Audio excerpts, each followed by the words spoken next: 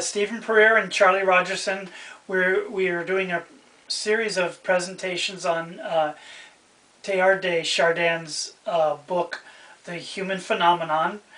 Today we want to talk in specific about his concept of the noosphere. That's right. Since it's such an important concept, we thought we better flesh it out. Yeah. Okay? One thing we decided is that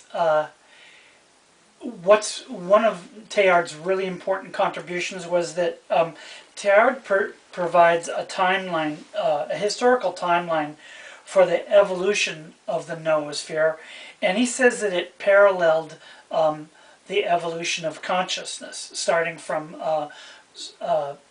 primitive animals and leading up to us and this video. That's right.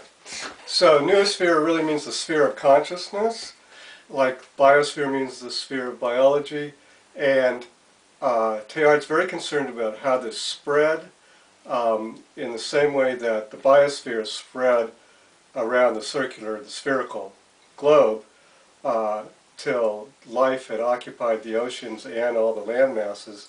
The noosphere also grew from scattered conscious individuals in clans and tribes, which then developed into big language groupings, and the information exchange was really restricted to the language groupings.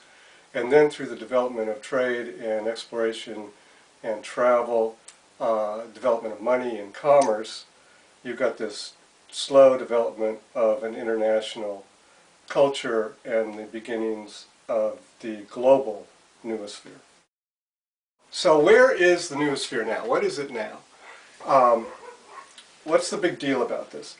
Basically, the noosphere now can be thought of as the internet or the World Wide Web, the global interconnection through technology of people's consciousnesses, people's minds. And the way in which that is developing is what we're interested in. We decided to have to bring in a cultural element from our youth, which is show and tell.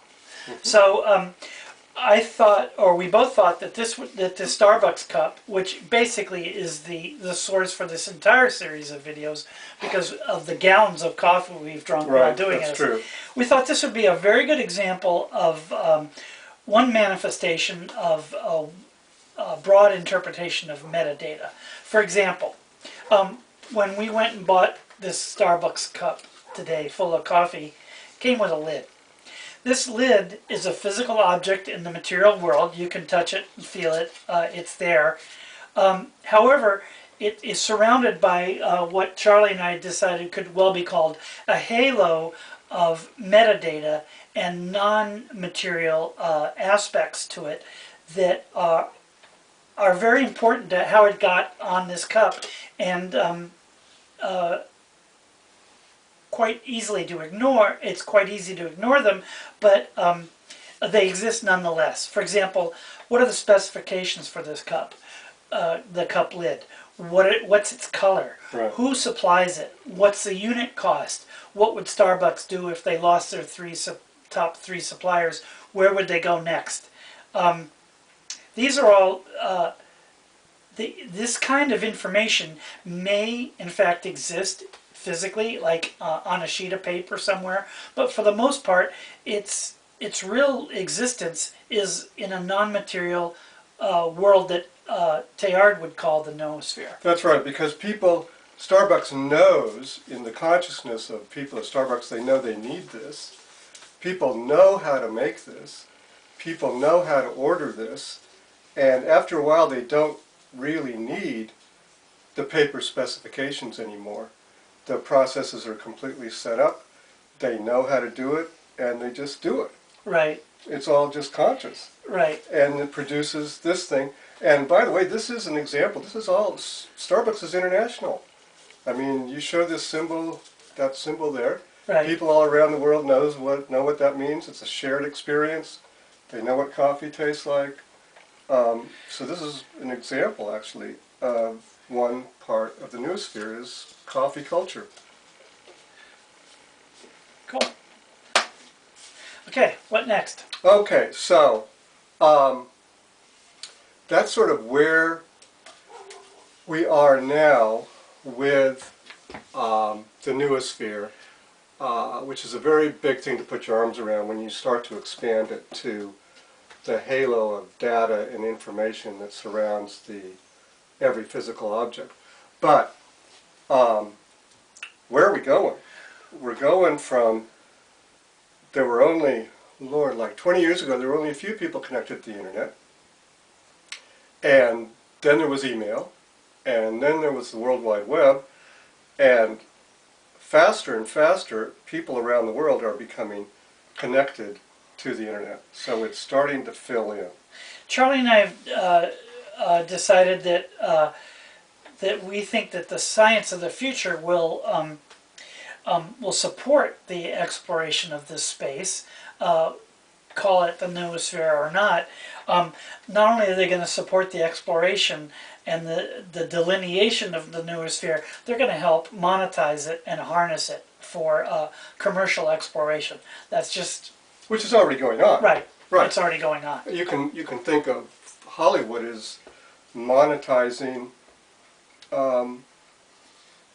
videos, which are really experienced only in the consciousness. They don't. Right. They're just a DVD. Now we have to point out, Teilhard didn't say any of this, and this is something we want to explore further.